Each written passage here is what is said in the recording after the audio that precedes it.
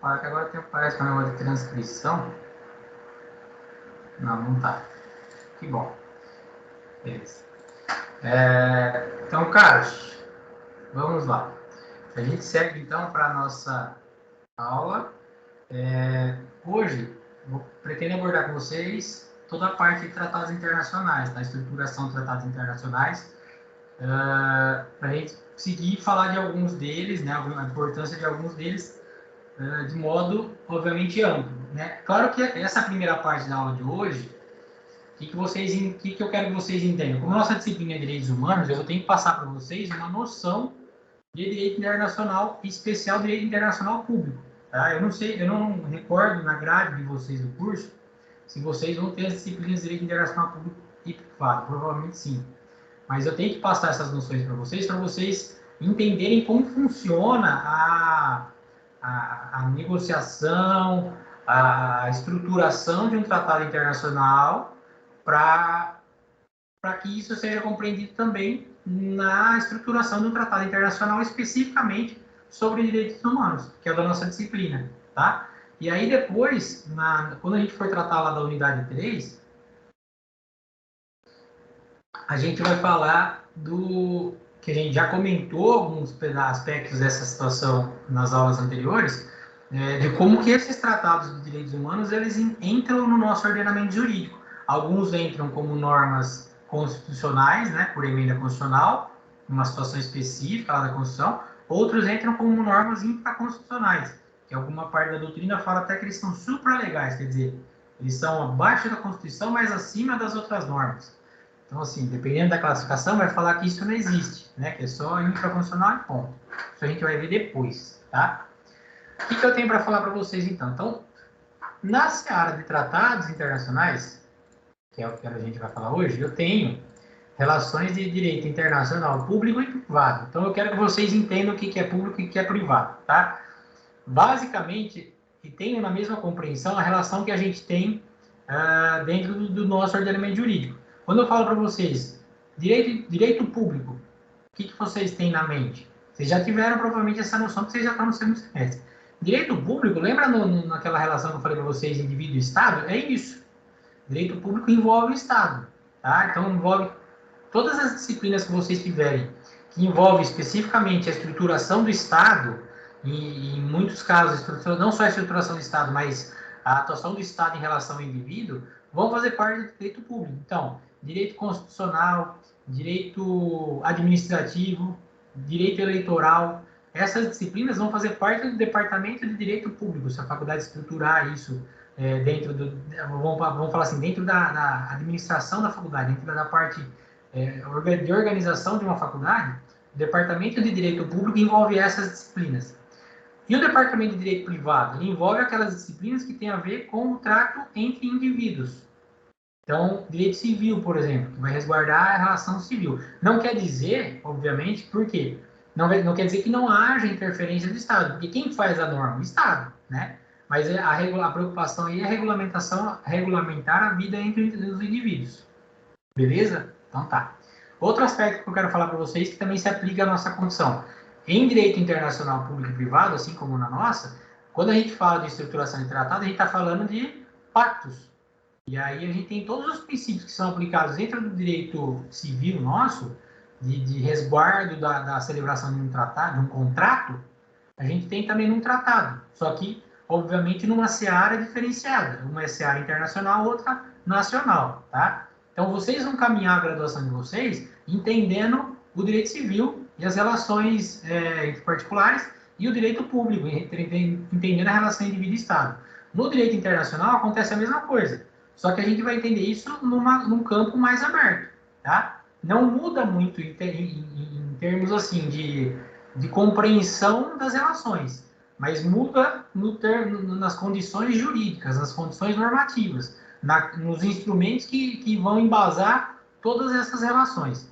E aí eu trouxe para vocês os conceitos. Então, qual doutrina eu uso para fundamentar isso? Eu estudo muito, eu gosto muito de um doutrinador em direito internacional, público e privado, né? Muito mais público, tá? Porque eu comecei a estudar ele em direito internacional público, que é o Mazzuoli. O Mazzuoli ele é formado na mesma faculdade que eu. Ele formou na Unesp também.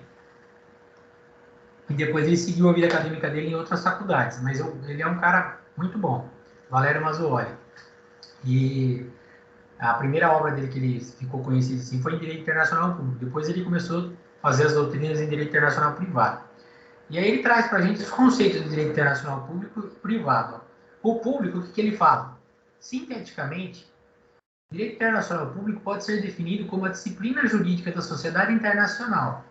Esta fórmula reconhece a existência de uma sociedade internacional distinta da sociedade nacional, interna ou estatal, e delimita os campos de aplicação respectivos do direito internacional e do direito interno.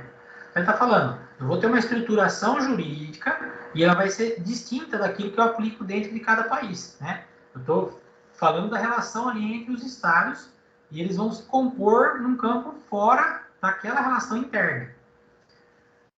Em uma definição mais abrangente e mais técnica, o direito internacional público pode ser conceituado como o conjunto de princípios e regras jurídicas. Princípios e regras. O que é princípio e regra? O que é princípio e regra? Norma. É isso aí. Lembra que eu falei da conceituação técnica? Que eu falei para vocês? Então, lembra disso, tá? Conjunto de princípios e regras jurídicas, costumeiras e convencionais, que disciplinam e regem a atuação e a conduta da sociedade internacional, formada pelos Estados, pelas organizações internacionais intergovernamentais e também pelos indivíduos, visando alcançar as metas comuns da humanidade e, em última análise, a paz, a segurança e a estabilidade das relações internacionais. Então, pensa no preâmbulo da Declaração Universal dos Direitos Humanos. Lá no preâmbulo fala, olha, tudo que vai estar aqui para baixo tem como fundamento a busca e a concretização de um mundo mais harmônico, mais solidário, mais justo, de uma paz mundial. Por quê? Porque o direito internacional público, ele quer o quê? Ele quer que os países, ao invés de conflito, tenham diálogo. Então, ele quer aproximar as relações, que haja relações diplomáticas em um sentido positivo, no sentido de que os países conversem e a movimentação disso gere algo benéfico para os próprios países, para as próprias organizações internacionais, intergovernamentais e indivíduos, tá? Que haja um ganho para todos. Essa é a conceituação de direito internacional público. E de direito internacional privado? O direito internacional privado é a disciplina jurídica baseada num método e numa técnica de aplicação do direito que visa solucionar os conflitos de leis estrangeiras no espaço, ou seja, os fatos em conexão espacial com leis estrangeiras divergentes, autônomas, independentes, buscando seja aplicado o melhor, acho que pulei alguma parte aqui, buscando que seja aplicado o melhor direito ao caso concreto. Nessas relações entre indivíduos, que eu falei para vocês do comparativo, né, você tem situações que, obviamente, não vão envolver só indivíduos. O indivíduo, de repente, ele pode celebrar um contrato com o Estado. Então, vamos pensar no indivíduo como uma pessoa jurídica. Uma empresa do Brasil pode celebrar um contrato com a França. Então, essa relação não é do direito internacional público, é do direito internacional privado. E se tiver um problema, todo contrato lá no final não tem a eleição do foro? Aonde que vai ser eleito o foro? Será que a empresa do Brasil pode falar que o conflito vai ser resolvido na jurisdição brasileira? Será que vai ter que ser na jurisdição francesa? E se elegerem a jurisdição francesa, isso vai ser possível ser alterado? Porque nessa relação Estado pessoa jurídica, a pessoa jurídica ela é hipossuficiente em relação ao Estado, e aí nas relações diplomáticas haveria algum desequilíbrio, e eu poderia reverter isso e trazer para o Brasil isso. Então, as relações jurídicas no campo privado, elas são solucionadas pelas técnicas de solução de direito privado. Então, você tem técnicas, por exemplo, foro shopping, que você escolhe onde você vai resolver, enfim, essas técnicas elas são adotadas com base em tratados internacionais. Então, tem tratados internacionais, como eu tenho a Declaração Universal dos Direitos Humanos, como eu tenho lá o Tratado de Versalhes, que tem diversas convenções, depois do Tratado de Versalhes, eu tenho diversas convenções que estruturam as formas de se equilibrar um tratado internacional, que a gente vai ver, as formas de se dar as relações diplomáticas, as formas de se resolver um conflito internacional, as formas de se dar uma mediação internacional, uma conciliação. Eu tenho as formas, eu tenho também as relações. Então, tudo é feito conversando entre os países, entre as organizações, para que haja um procedimento a ser seguido. E o direito privado, em muitos casos, ele vai tentar solucionar essa relação entre esses problemas que existem, não entre os estados, não nessa relação diplomática Brasil e França, mas nas relações entre indivíduos que podem... Quando eu falo indivíduos, eu não estou falando só Henrique e Estados Unidos, porque eu posso comprar uma mercadoria nos Estados Unidos e ter um problema na alfândega. E aí? Quem que vai resolver essa parada? Às vezes é algo especificamente brasileiro, problema brasileiro. Mas às vezes é algo que tem um problema no produto e eu vou ter que me resguardar. É só a lei brasileira que resguarda? Tem um tratado internacional que vai falar que a relação consumerista se aplica à lei do país se ela for mais benéfica. Então, o nosso Código de Defesa do Consumidor ele é extremamente benéfico. Então, provavelmente vai ser julgado por nós. Agora, os Estados Unidos também têm leis consumeristas que são extremamente benéficas. Lá, se você tem um problema num produto, geralmente você bate na empresa, ela nem te questiona, ela simplesmente pega o produto e dá outro. A forma de solução lá é muito mais rápida. Então, você tem que margear isso tudo no campo internacional. A gente vai se atentar a isso agora? Não. Eu só quis colocar para vocês a diferença, porque a nossa disciplina ela fica muito mais aqui, ó, tá? Mas não quer dizer que quando eu estou fazendo uma relação do direito internacional privado, eu vou abandonar os direitos humanos. Eu vou ter que resguardá-los também, certo? E o que são tratados internacionais, então? Da onde eu pego o conceito dele? Olha o conceito de tratado internacional. Está na Convenção de Viena sobre Direitos dos Tratados. Olha lá. Foi feita uma convenção internacional para resolver o que seriam tratados internacionais. Como eles seriam estruturados, como os países seriam convocados. Toda a forma está aí, disciplinada. E, no Brasil em específico, essa Convenção de Viena ela foi recepcionada pelo Decreto 7030 de 2009. Ó. E aí, a gente vai entender o que é reserva. Reserva as cláusulas 25 e 26. Quer dizer, o Brasil falou assim, ó, eu vou ser signatário dessa convenção, eu assino ela, eu concordo com ela. Mas, porém, contudo, entretanto, as cláusulas 25 e 26 eu não vou aplicar. Isso significa reserva, tá? Depois a gente vai entender melhor isso. O que é o conceito, então, de tratado internacional? Ele vai definir várias expressões, tá? O artigo 2º. Uma delas é, para fins da presente convenção, o que é tratado? Tratado significa um acordo internacional concluído por escrito entre Estados e regido pelo direito internacional, no caso o público, quer conste de um instrumento único, quer de 2 ou mais instrumentos conexos, qualquer que seja a denominação específica. Então, pode ser tratado, tratado, convenção, pacto, acordo, sei lá, se eu esqueci alguma outra coisa. O nome que é dado não interessa. Pode ser um único instrumento? Pode. Pode ser vários instrumentos para resolver um único assunto? Pode. Esse único instrumento ele pode ter vários anexos? Pode. Como que isso é feito? Isso é feito rápido? Não. Muitas vezes são anos de discussão.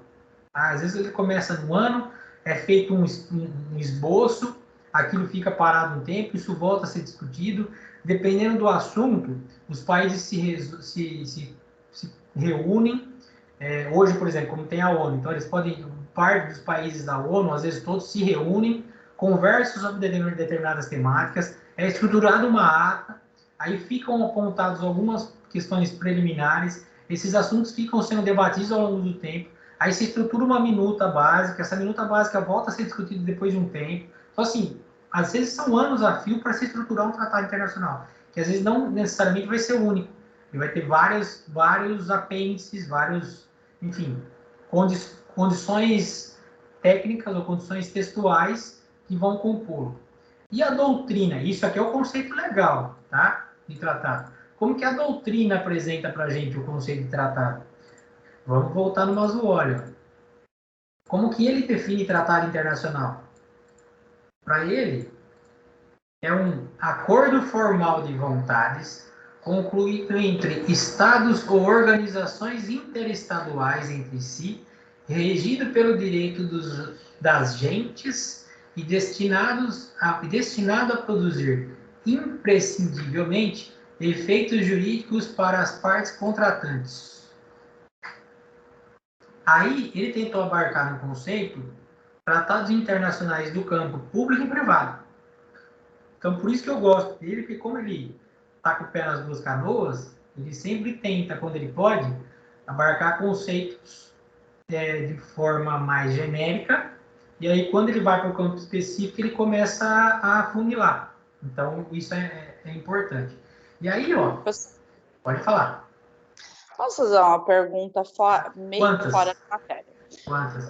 Por exemplo, esse rapaz que estudou na mesma faculdade que o senhor, o Masluoli, como assim que ele vira um doutrinador? Ele põe as ideias dele, ele faz uma síntese das ideias e escreve a dele, é isso? Assim, é um trabalho árduo, complicado. Mas, não, vamos aproveitar o gancho, então. Como é que é a vida acadêmica? Se alguém quiser ser professor, a vida acadêmica é o seguinte, ó. Você faz a graduação, certo? Aí depois que você forma na graduação, você tem um caminho em Y, tá? Então você pode, vamos dizer assim, para o lado muito mais profissional. Então você vai fazer uma especialização. Aí você tem o lado lato sensu e stricto sensu. Então o lado amplo e o lado estrito. O lato sensu é a especialização, o MBA. Hoje em dia tem um nome novo chamado mestrado profissional, que a meu ver é muito parecido com o MBA, que é muito vinculado à prática, tá? Então você tem pontos específicos para tentar ver aquilo na prática, mas não é um campo muito mais acadêmico, tá? É muito mais voltado à prática. Você tem esse lado, depois da graduação. Você tem o outro lado, que é o stricto sensu, que aí você vai ter o mestrado, o doutorado. Acima do doutorado, você tem livre docente no Brasil. Você tem as titulações de pós-doutor, que no Brasil elas são reconhecidas, mas você não tem academicamente a titulação de pós-doutor, assim. Não faz a prova para pós-doutor, você faz a prova para livre docente. Livre docente é o cara que em tese, ele poderia dar aula de qualquer disciplina, porque ele atingiu um nível de conhecimento a ponto de poder dar aula em qualquer disciplina. O que é interessante, porque assim, quanto mais você vai se galgando especializações nessa área estrita, em tese, mais você vai afunilando a sua pesquisa. E mesmo assim, mais você vai ganhando amplitude no seu conhecimento. É até um contrassenso, eu falo. Quer dizer, você vai afunilando e vai ampliando sua possibilidade de conceito. Então, como é que um cara vira doutrinador? Ele passou por todo esse caminho que eu te falei. Onde que esse aqui que vos fala tá? Eu fiz especialização e mestrado, tá? Então, no mesmo patamar eu caminhei lá do lado mais profissional, eu também fiz o mestrado, beleza. Para eu seguir, eu tentei fazer doutorado, tento ainda fazer, acabou não dando certo no momento que eu tive e acabei focando na parte acadêmica, na parte profissional. Espero um dia eu conseguir fazer doutorado também.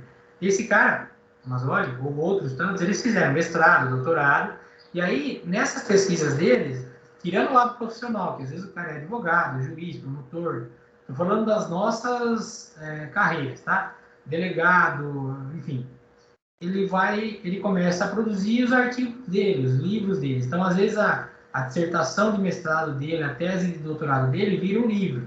E essas publicações que ele começa a desenvolver, elas começam a ser conhecidas. E essas publicações, de repente, elas passam a ser usadas, tanto nos cursos jurídicos quanto nos tribunais. Chega um ponto que essa pessoa é extremamente citada. Então, para a pessoa ser chamada de doutrinador, na verdade é porque aquele conhecimento que ele está ensinando, está passando, está sendo realmente utilizado. Entendeu? Não é porque o cara escreveu um livro que ele é doutrinador. Você entende o que eu estou falando? Então ele passou por esse caminho, só que ele é um cara que ele tem um reconhecimento porque ele foi a fundo, ele estudou e ele é citado, ele é usado como referência nas cortes mais... Né, ele é citado pelo STJ, pelo STF, pelo Tribunal de Justiça de São Paulo, do Espírito Santo, do Paraná, do Rio Grande, entendeu? Aí eu posso chamar um cara desse de doutrinador. Mas o cara que simplesmente escreveu um livro, por exemplo, não necessariamente é um doutrinador. Às vezes ele é um professor, ele é um... Entendeu? E aí as situações em si, o fato de eu ser mestre, o que me dá? Me dá a qualificação de falar assim, eu sou um pesquisador. Né? Obviamente também eu sou um professor, porque nesse treinamento todo, a gente é treinado a ser professor. Então, mas o mestre ele é para ser um pesquisador. A gente pega um tema, vai a fundo para entender aquele tema lá e apresenta uma dissertação. Por isso que a gente não inova.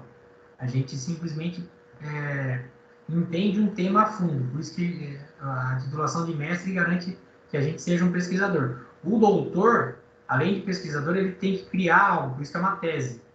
Entendeu? Tem que... aquela história da... para ter a tese, ele tem a síntese e a antítese, cria-se uma tese. Então, ele tem que pensar algo novo e apresentar algo. Foi claro? Foi sim, professor. Obrigada pela explicação, viu? Isso é coisa que às vezes ninguém fala, né? Então, mas assim, quem quiser seguir vida acadêmica, siga, seja feliz. Não é um caminho fácil. Professor, Anilda aqui. Tipo assim, o entendimento dele a respeito de tal coisa fica mais claro e evidente para poder ser resolvido um caso, alguma coisa assim, um caso concreto, no caso, né? O entendimento dele é usado, às vezes, para resolver um caso. Então, mas por isso que ele é reconhecido, porque fica mais claro ainda do que já tem atualmente. Ele é referência. Né? Lembra nas fontes secundárias de direito? Qual que é a fonte primária de direito? A fonte primária é a lei. E aí, se você não resolve na lei, você vai nas outras, que são analogia, costumes, princípios gerais do direito. Você também tem as outras, que são quais? A doutrina, jurisprudência. Então, você vai tendo as compreensões de mundo jurídico, né? A doutrina nada mais é do que isso. Você tem pessoas que pensam o direito. Só que para virar um doutrinador, eu tenho essa segurança para falar isso do Mazzoli, é porque ele é um cara que ele é usado em tudo quanto é curso, tudo quanto é faculdade. Lá se você vai ter a disciplina de Direito Internacional Público ou Privado, com certeza, na referência bibliográfica da disciplina, vai estar o livro do Mazzoli indicado. Entendeu? Se você pegar julgados que envolvam o direito internacional público ou privado em diversas cortes do país, vai ter julgado lá com citação dele. Então, um cara desse é referência. Entende? Esse é o doutrinador. Beleza? Podemos seguir? Fiquem sempre à vontade, tá? Para perguntar coisas que vocês quiserem. Eu preciso a gente parar a aula, se for coisa que... Obrigada, viu, professor? Se falar da vida profissional também a gente comenta, não tem problema não, tá? Se quiserem saber como é que é a advocacia, a vida de um advogado recém-formado, a gente conversa sobre tudo isso, não tem problema não. Ó, então vamos seguir. Passei o conceito da doutrina para vocês, né? Nesse conceito da doutrina, o que eu tenho? Eu tenho alguns elementos só que eu posso tirar dele. Então eu tenho, ó, o primeiro elemento é um acordo. Um acordo é um livre consentimento. É um acordo de cavaleiros. Essa doutrina pública e privada tem um termo para isso, que vem da doutrina de direito internacional público. É o Gentleman's Agreement. Isso aqui era o que era tratado lá quando os reis se encontravam, os monarcas se encontravam, para fazer aquelas celebrações de, olha, eu não vou invadir sua terra, você não invade a minha, tá tudo certo, né? Olha, minha filha está aqui, vou casar com seu filho para a gente ter um reinado próspero. Esse acordo de cavaleiros, essa é a base dos tratados internacionais aí, tá? Então, esse é o primeiro elemento. O segundo elemento é escrito. Por que é escrito? Porque é importante que seja que haja uma perpetuação daqueles conceitos, daquelas disciplinas. Porque se ficar no apalavrado, a gente já entendeu isso na própria evolução histórica dos direitos humanos, se ficar nos costumes, ele se perde, né? Ele perde a própria conceituação dele, a própria fundamentação dele. Então é importante estar escrito. é a necessidade da forma, a perpetuação das normas e conceitos. Ele é concluído entre estados ou organizações internacionais, sujeitos de direito. Então, assim, todo sujeito de direito. O indivíduo ele é sujeito de direito? Ele é sujeito de direito. Para tratados internacionais, se você está falando de tratados internacionais de direitos humanos, é obviamente que um indivíduo não vai conseguir celebrar um tratado internacional que envolva direitos humanos, porque a temática ela é necessária que seja trabalhada num campo mais amplo. Então, quem vai estruturar essa temática? Aqueles sujeitos de direito que agem em nome de uma coletividade. Então, ou vai ser o Estado, ou vai ser uma organização internacional interestatal. Tá? O indivíduo por si, ele vai celebrar um tratado internacional do campo mais privado. Porque ele não tem o poder de assumir a postura para todo mundo. Né? O Estado já tem. Então, por isso que é muito mais, na nossa disciplina de direitos humanos, é muito mais visível a gente ver acordos celebrados entre os Estados, tá? Não só como sujeitos. A gente vai entender esses sujeitos de direitos na nossa disciplina, então, como Estados e algumas organizações. Então, a gente pode ter, por exemplo, tratados ou acordos. Lembra que eu falei que não interessa o nome que é dado? Acordo, tratado, convenção? De repente, a WWF, que defende o meio ambiente, os animais, ela pode celebrar alguns acordos com alguns estados em benefício do meio ambiente, em proteção ao meio ambiente. E ela está agindo em nome de uma coletividade, de um interesse público. Então, por isso que ela pode, de repente, assumir esses compromissos. Né? Ela tem CNPJ, ela tem filiais, ela tem uma matriz, ela tem filiais no mundo inteiro. Então, há um respaldo, entende? Ela é regido pelo direito internacional público, estou falando especificamente dos direitos humanos, tá?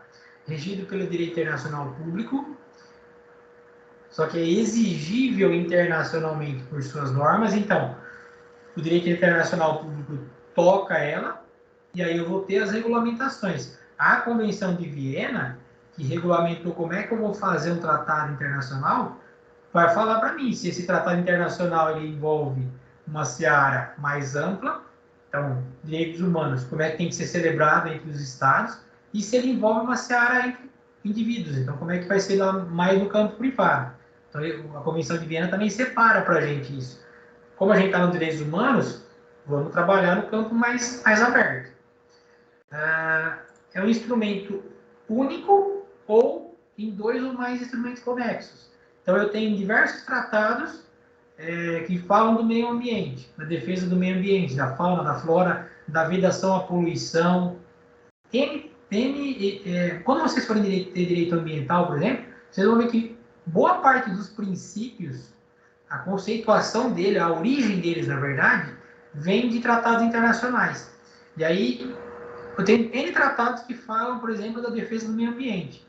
E aí eu tenho alguns outros anexos ou continuidade a esses tratados que às vezes vão estruturar ações mais objetivas, mais hermeticamente fechadas. Um exemplo, eu acho que eu já dei na aula passada, é o protocolo de Kyoto, que ele coloca uma meta a ser cumprida, então ele fala assim, até tal ano, todos os países têm que reduzir em tantos por cento a emissão de gás carbônico.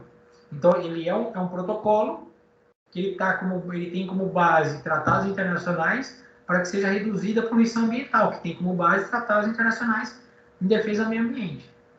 E um último elemento é a ausência de denominação específica. Então, me interessa se chama acordo, tratado, convenção, enfim. Quais outros nomes eu já falei aí? Vou ficar repetindo aqui, mas assim, o nome em si não interfere. O importante é que foi celebrado em benefício de direitos humanos. E se o país não cumpre o tratado, o que acontece? Depois nós vamos falar. Guarda aí. Guarda esse desejo pela informação. Tem formas de sanção, né? Que a gente vai fazer depois. Aí, lembra que eu falei para vocês, tenho estruturas, né?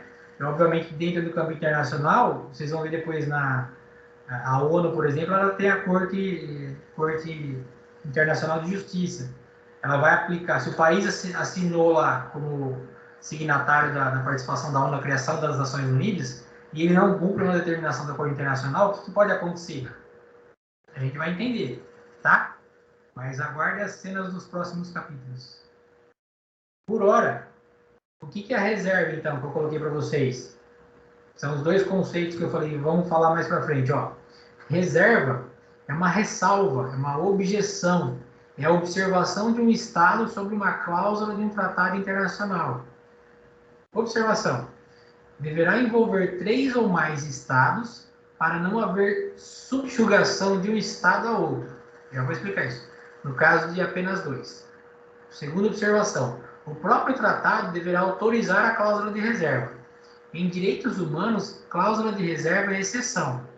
Por exemplo, o Estatuto de Roma, que cria o Tribunal Penal Internacional. Então, no Estatuto de Roma, que cria o Tribunal Penal Internacional, depois a gente vai ver lá, essa condição de cláusula de reserva, como que é colocada. Isso a gente vai falar depois, então não vou antecipar. Mas o próprio Tratado Internacional, ele vai falar, posso ter a cláusula de reserva, podem assumir a cláusula de reserva ou não. Então, a cláusula de reserva nada mais é que falar assim, ó, eu assino o tratado, mas tais cláusulas eu não vou cumprir. Por quê? Porque, de repente, dentro do meu ordenamento jurídico, eu tenho algo, muitas vezes, mais benéfico até. Eu prefiro aplicar o que está aqui no meu país. Ou, eu entendo que essa cláusula, ela ofende um determinado dispositivo da minha Constituição. Então, eu não vou aplicá-la. É possível fazer isso? É possível. Só que olha a observação que eu coloquei número 1. Desde que 3 ou mais estados assumam essa cláusula de reserva. Por quê? Porque se você coloca só 2, nessa história toda, tem essa história de subjugação. Aí o que acontece? Um vira para o outro e fala assim, já que somos só nós 2, eu não vou cumprir, você também não vai poder cumprir. Assim, eu não vou assinar, você também não vai assinar. Então fica, às vezes um desses países tem um poder econômico maior, pode forçar o outro a pedir a cláusula de reserva. Sabe? Então por isso tem que ter 3 ou mais para pelo menos tentar haver uma forma de vedação dessa imposição, talvez econômica, enfim, forçar uma situação. Mas a cláusula de reserva entendam sempre que é exceção, tá? Tem que ser muito bem fundamentado também. O país, para escapar, em especial nos direitos humanos, para escapar de determinadas cláusulas, lembra que eu falei para vocês? O Tratado Internacional é assinado, mas quando ele é assinado, passou por uma longa tratativa. Então, até ser resolvido aquilo, para que o país escape de uma cláusula ou outra, tem que ser muito bem fundamentado. Outro conceito que eu coloco para vocês é o de jus cogens, direito cogente, que ele é coercitivo, é peremptório, obrigatório, necessário. Vai falar a doutrina apresenta ele para a gente como direito das gentes. O que acha que é isso aí? Esse jus cogens, ele está falando assim, ele é intimamente ligado aos direitos humanos, em razão da necessidade de salvaguardar a própria existência humana.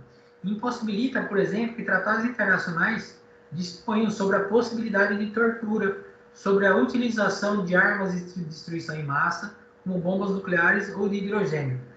O jus cogens fala para a gente que, dentro do que vai ser tratado no Tratado Internacional, o objetivo de todos eles em direitos humanos é resguardar o ser humano. Então, eu não posso usar um tratado internacional para prejudicar os humanos. Então, o jus cogens ele funciona como uma barreira, como uma peneira, um filtro. Tá? Então, se alguma cláusula ofender o que é compreendido como direito humano, essa cláusula vai ser barrada nesse processo de debate, tá? Internacional até ser estruturado o tratado internacional. Inclusive, se algum país entender que o tratado passou e isso ofende, isso pode ser fundamentação cláusula de reserva, mas vai ter que ser muito bem fundamentado, tal. Só que de repente ele tem essa autonomia, tá? Professor, jus, eu não consegui... Jus cogens. Como escreve? Como escreve? J-U-S, jus, J-U-S, jus, espaço, Ok. cogens, C-O, GENS. Obrigado. Nossa, esse latim. Depois, quando forma em direito, bom, tem vários vocabulários, né, que vocês sabem. Começa a falar tudo aí, né? Pacta sunt servanda é um deles, dentro do Tratado Internacional. O que é o Pacta sunt servanda? Os tratados devem ser observados, os pactos devem ser observados. É o princípio maior de todo o tratado, seja ele internacional ou nacional. E aí eu tenho uma exceção para o tratado, que é o rebus sic stantibus. Os tratados têm que ser observados? Tem. Mas em situações excepcionais, não necessariamente. Exemplo, assumiu com vocês, eu tenho uma área, e aí eu assumi com vocês o compromisso de entregar para vocês 50 sacas de café. Beleza? Beleza. Explodiu uma guerra. Foi bombardeada a minha propriedade. Como é que eu vou entregar 50 sacas de café? Não tenho condição. Deu uma chuva de meteoro. É diferente de condições climáticas. Condições climáticas, elas podem, de repente, ser previstas, né? Então, eu posso, de repente, ter uma margem de erro aí e não ser tanto aí o Rebus Sic Stantibus, mas foi um parênteses necessário, só para falar. Tem outros tantos vocabulários em latim aí que vocês vão acabar se acostumando ao longo da faculdade. Eu falei um no começo, quando você me fez a pergunta lá, lato sensu e stricto sensu. A gente vai falar aqui para frente. Tem algum outro que vocês se recordam ainda já das disciplinas? Direito penal, por exemplo. Tem algum que vocês se recordam? Ius puniendi. É isso aí. Tem um monte. Vocês vão pegando vários desses conceitos aí e vão começar a aplicar um monte de prova e peça e assim vai. Ó, tem uma classificação de tratado internacional, eu fui colocando para vocês aqui como a doutrina apresenta, muito mais para efeito de informação, tá? Mas como eu falei para vocês, isso aqui seria cobrado se a disciplina fosse de direito internacional. Não é, direitos humanos. Eu só vou passar por isso, tá? Aí fica aquela informação, né? Então o professor provavelmente não vai cobrar isso na prova. Qual é a classificação, entendeu? Mas é importante vocês saberem a cláusula de reserva, porque eu estou colocando para vocês aqui o Estatuto de Roma, que cria o Tribunal Penal Internacional. Lá na frente, quando eu for falar de Tribunal Penal Internacional, eu vou informar o que tem a ver essa cláusula de reserva aqui. Aí são conceitos que eu vou trabalhando e tem a ver com a gente. Então aqui eu coloquei, ó, na classificação de tratados internacionais, eu posso ter a classificação pelo número de partes, então ele pode ser um tratado bilateral. Lembra do Tratado de Tordesilhas? Brasil e Portugal? Então, olha lá. Eram dois países. Ou um tratado multilateral. Por exemplo, o Tratado de Marrakech. Depois vocês jogam no Google para ver o que é o Tratado de Marrakech, tá? Pelo procedimento de finalização, ó. Tem o procedimento de finalização, ele é por assinatura e ratificação. Então, alguns deles têm assinatura, outros têm assinatura e ratificação. Qual é a diferença? Aí eu coloquei essa diferenciação, que é o stricto sensu. No assinatura e retificação, tem uma fase internacional e uma fase nacional. Qual que é a fase internacional? Assinatura. Vai o presidente ou representante do presidente do país e assina o tratado internacional. Assinou, volta para o país, passa pelo Congresso Nacional, o Congresso Nacional ratifica aquela assinatura. Beleza? E o lato sensu qual que é? Só fica a fase internacional. Vai o presidente ou representante do país, assinou o tratado, está valendo. Tá? Então é pelo procedimento de finalização. Pela forma de adesão, existem tratados abertos ou fechados. Qual que é a diferença? A entrada ou não de sujeitos de direito internacional em momento futuro. Então, o tratado aberto é aquele que permite que outros estados entrem depois. O fechado, não. Assinou ali dali para frente, só vale aqueles países que estão lá. Há ainda a possibilidade de subdividir os tratados abertos, né, os definidos como abertos, em limitados ou ilimitados. E aí, em regra, por contextos regionais ou geopolíticos. Regionais, geopolíticos ou geográficos. Então, quer dizer, eu posso ser aberto, então você pode entrar depois aqui no país. Só que, geralmente, esses tratados que são abertos, eles vão definir para para que haja uma abertura ali regional, geopolítica, geográfica, para que haja uma aproximação estratégica, né? Então, esse tratado vamos supor, da América Latina. Então, inicialmente ele foi celebrado no Brasil. Vamos pensar no Mercosul? Inicialmente eram 4 países, né? E o último país que entrou, qual que foi? Quem lembra aí? Quem está mais atualizado aí? Eu acho que é Venezuela.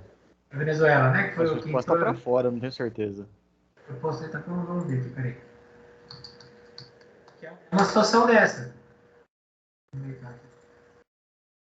Vamos ver, Mercosul.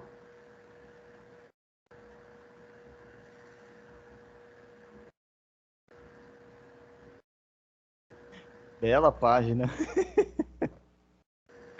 Mas a hora que apareceu carregando com o mapinha, era Brasil, Uruguai, Paraguai, Argentina e a Venezuela estava pintada também. Que foi a última que saiu. Eu não lembro, cara. Eu tô na dúvida, quando ficou mais complicada a situação lá antidemocrática, e depois que o PT saiu do governo, tava naquela tira, não tira, tira, não tira, mas eu não sei o que tem que deu. Isso, agora eu quero saber. Agora eu tô. Aqui, ó. Os membros fundadores, ó. Brasil, Argentina, Paraguai e Uruguai. São os signatários do Tratado de Assunção. Então eles assinaram o tratado, certo? Depois, aqui, ó, 2017. Entrou a Venezuela. E ainda por cima, ó, isso depois a gente vai ver também na classificação. A Bolívia tem o status de Estado associado em processo de adesão. Então ela ainda não é, mas ela está no processo. Então, ela é chamada para as reuniões, mas ela não tem direito a voto. Mas ela acompanha. Entende? Então, assim, é um tratado aberto. E ele é aberto e limitado. Por quê? Porque o interessante é que naquela região ali haja uma convergência de interesses. Então, dentro dessa conceituação aqui, ó, eu vou estruturando. Então, tipo assim, não vai haver um tratado internacional aberto no mundo todo. Geralmente, esses abertos são mais regionalizados, tá? Outra forma de classificação é pela natureza jurídica. Ó. Tratado-lei ou tratado-contrato. Tratado-lei. Muito mais tratado do direito público, que é o que a gente vai tratar em direitos humanos. Tratado-contrato no direito internacional privado. Tá? Que tem a ver mais com a relação indivíduo-Estado, indivíduo-entidade pública internacional. Pelos efeitos do tempo. Então, existem tratados ou contratos transitórios ou temporários. Professor, aqui pelo Google, a Venezuela foi suspensa. É que eu não continuei a leitura, né, mas ela foi em 2000 e alguma coisa, por conta das questões... cadê? Será que tá para frente aqui?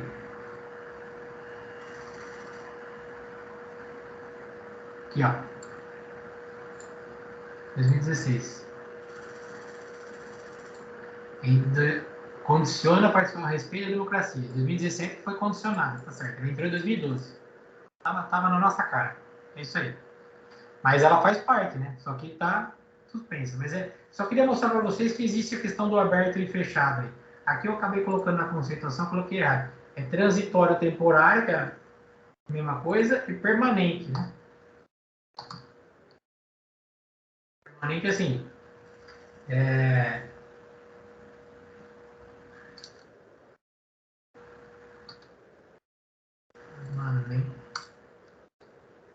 Às vezes permanente não é permanente ad eterno, né? Permanente depois de 20 anos ele é refeito. Então, assim, existem efeitos no tempo, né? O temporário ele pode ser delimitado os efeitos dele. Ou permanente, ele não vai... É que nem contrato nosso. Tem aquele contrato que fala, vai valer por 1 ano. Tem aquele contrato que vai falar, não tem cláusula de validade. Tem aquele contrato que fala assim, ó, vale por 1 ano, se ninguém falar nada, ele continua valendo. Também tem isso. No Tratado Internacional também existe essa possibilidade, tá? Pelos efeitos no espaço, Então, existe possibilidade de limitar territorialmente aquele tratado internacional. Isso aqui também muitas vezes é celebrado quando é resolvido quando são poucos países, tá? Não é muitas ou é num bloco específico econômico, geopolítico, que é para o efeito ser estrito. Então, é mais fechadinho. Pela condição de execução, ó. Ou eles são mutualizáveis ou não mutualizáveis. O que quer dizer isso? Ou são divisíveis, ou é divisível ou não é divisível a execução. Caso de descumprimento por um e seus reflexos aos demais signatários. Então é o seguinte, às vezes um tratado internacional ele vai ser executado e se um país descumprir, pode prejudicar todos os demais. Então, essa história de ser mutualizável ou não mutualizável é, no mutualizável, se um descumprir, pode prejudicar os outros. Não mutualizável é, aquele país descumpriu, só vai prejudicar aquele próprio país. E ele vai sofrer as sanções. Agora, e existem sanções aplicáveis. Eu não vou lembrar de cabeça agora para falar para vocês quais tratados. Eu tentei buscar alguns, mas o Google não me ajudou muito. Mas como eu falei para vocês, como é simplesmente um efeito de informação, saibam que existe essa classificação na doutrina. Depois, se eu conseguir achar algum tipo desse tratado, eu comento com vocês, tá? Vamos só passar para o último slide, que é a fase de formação dos tratados internacionais, para a gente fechar essa aula 4 aqui. Daí a gente faz um intervalinho. Também não tem muito segredo, tá? Essa é a fase de formação do tratado internacional. Vai ser aplicado ao Tratado de Direitos Humanos? Vai. Então, assim, ó, procedimentos a serem adotados para que, formalmente, um tratado internacional passe a ser válido, eficaz e vigente. Então, quer dizer, para um tratado ser válido, o processo de formação dele tem que ser correto. Beleza? E para ser vigente, todo aquele período que foi respeitado, aquele procedimento formal foi respeitado, ele é indicado, olha, eu passei a ser válido porque o meu processo de formação foi correto. E daqui para frente, ele estipula um prazo, ou daquela data da publicação à frente, ou uma data futura, ele vai passar a atingir os seus efeitos. Aí ele vai passar a ser eficaz e vigente. Então, qualquer país que não cumprir aquilo que foi combinado, vai sofrer os seus efeitos. E aí entra o que você me falou. Esses tratados, eles podem ter implicações de direitos humanos e, quando são levados à Corte Internacional de Justiça, se for no campo internacional. No campo regional, a gente tem a OEA, que no aspecto de direitos humanos, existe a Corte Interamericana de Direitos Humanos, que também são questionados as ofensas aos direitos humanos. E tem uma corte própria que julga também o caso do descumprimento, tem um procedimento próprio. Como a gente está falando de tratados internacionais num todo, então, o tratado é eficaz e vigente, como é que isso se deu? Como é que isso aconteceu? Eu vou ter no direito internacional público, eu tenho a fase internacional, ponto. Eu tenho no direito nacional, que a gente vai falar depois na doutrina, na unidade 3, a fase interna. Essa fase interna é aquela fase que eu comentei com vocês lá do artigo 5º, parágrafo 3º, ou do processo normal legislativo. Então, assim, a gente não vai se atentar a ela agora, porque a gente vai comentar depois para falar especificamente como é que funciona em direitos humanos. Qual que é o nosso objetivo agora? Como é que funciona a estruturação do tratado internacional? Como é que os países conversam e surge um tratado internacional? É simples. A lógica leva vocês a entender. Vocês sabem como é que surge uma lei? Alguém fala para mim, Márcio, como é que surge uma lei? Não estou falando assim, tem iniciativa popular, tem isso aqui assim. Grosso modo, qual que é o processo legislativo? Assim? Não vou te cobrar o que está na Constituição, tá? Mas a grosso modo, como é que surge uma lei? Fala para mim. O microfone ativa aí, fala para mim.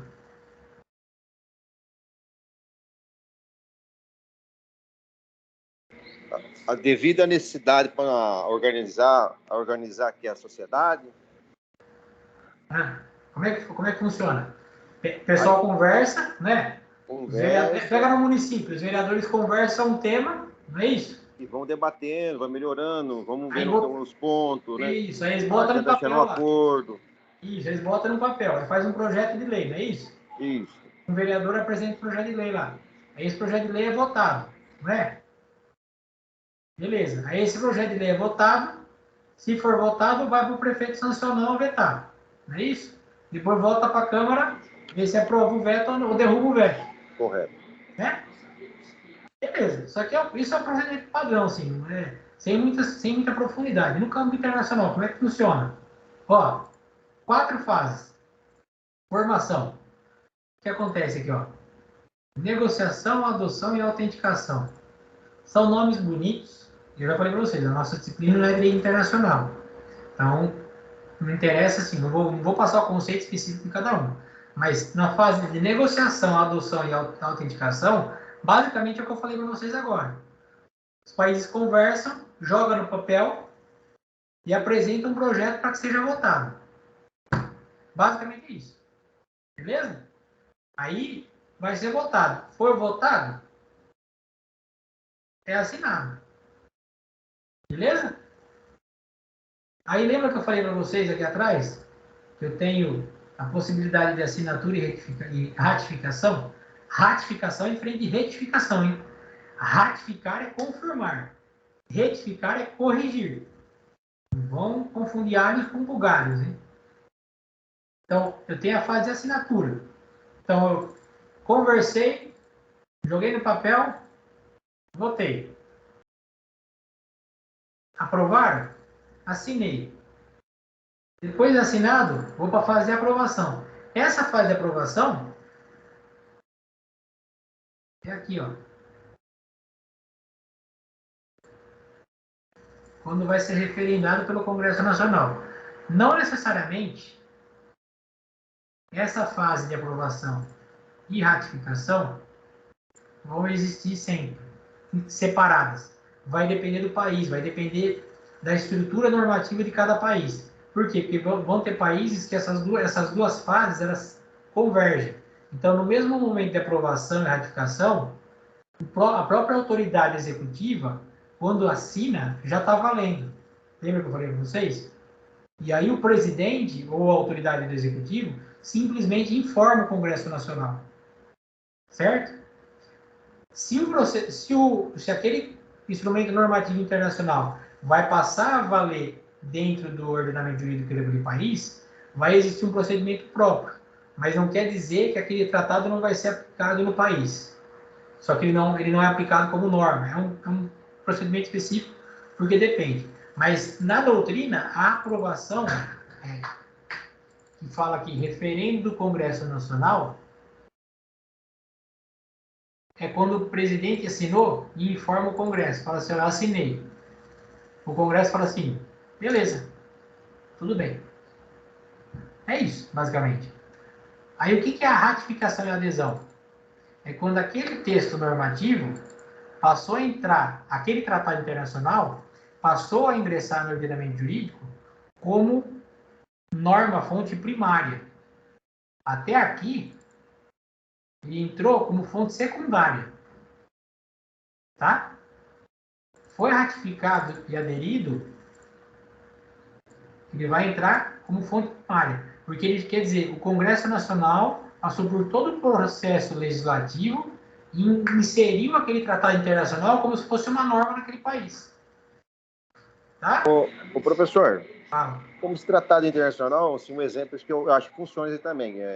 O Brasil e o Japão eles fizeram um tratado, ele se encaixa aí sobre a aposentadoria. Quem trabalhou lá tem o direito de se aposentar também de lá e aqui. É bilateral, dupla, isso. Né? Isso, é bilateral. Eles fizeram esse tratado também. Antes não tinha, alguns anos depois que fizeram esse acordo. A China, eu não sei como padrão como assim acompanha? É o mesmo procedimento? É tudo a mesma coisa. Não, é que assim, é a mesma coisa, só que pensa que não é multilateral. Então, assim, mas é a mesma coisa. Foi feito, nesse caso específico, o referendo é feito quando o presidente vai lá e assina, ou o representante do executivo vai lá e assina, já está valendo. Então, não teve que virar lei dentro do país. Ele pode ter virado, mas já está valendo. Tá? Ele passa a ser executado, ele passa a ser cumprido. Provavelmente virou lei no país. Provavelmente depois que foi aderido, ele voltou para o país, foi votado pelo Congresso Nacional e deve ter virado algum decreto.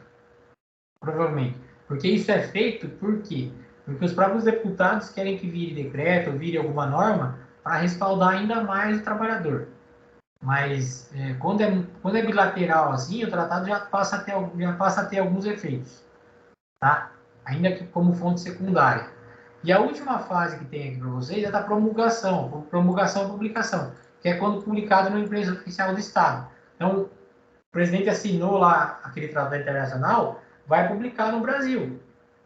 Vai publicar para falar, ó, o presidente assinou determinado tratado internacional, tá valendo. Ainda que como fonte secundária. Se virar lei, que passou pelo processo legislativo, também vai ser publicado, porque essa lei tem que ser vigente e eficaz dentro do Brasil.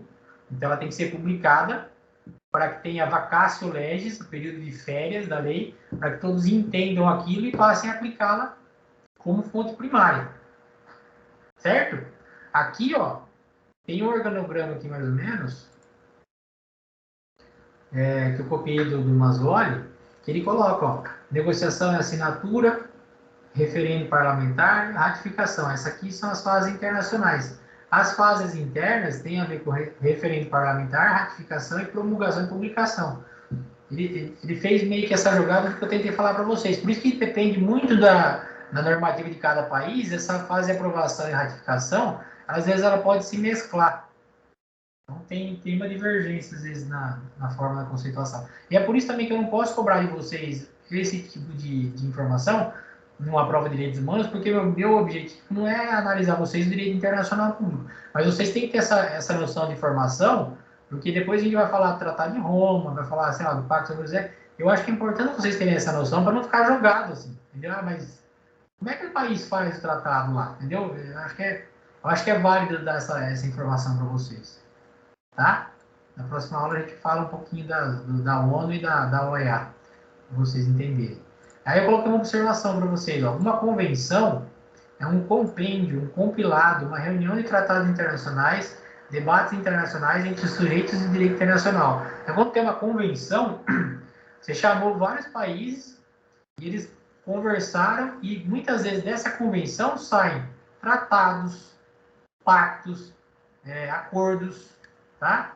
Também pode sair um texto chamado convenção. Mas aí a gente volta naquela conceituação específica aqui, que não me interessa o nome, quando ele estava aqui. A ausência de denominação específica. Não me interessa o nome, se vai ser acordo, tratado, convenção, pacto. É algo internacional, que vai passar a ter efeitos. Aqui é a revisão que ele fez a vez passada. Beleza, pessoal? Tivemos uma noção, pelo menos, do direito internacional? Foi indolor? Aí, ó. Deixa eu só abrir o outro slide aqui, ó. Cadê? Aulas.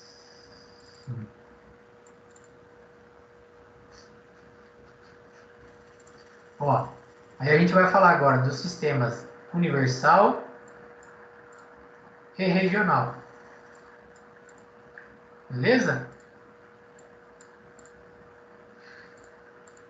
Vamos fazer intervalo?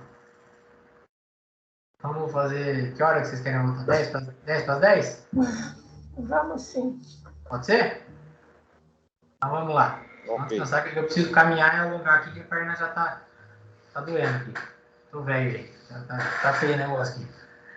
Tá bom? Então até 10 para as 10.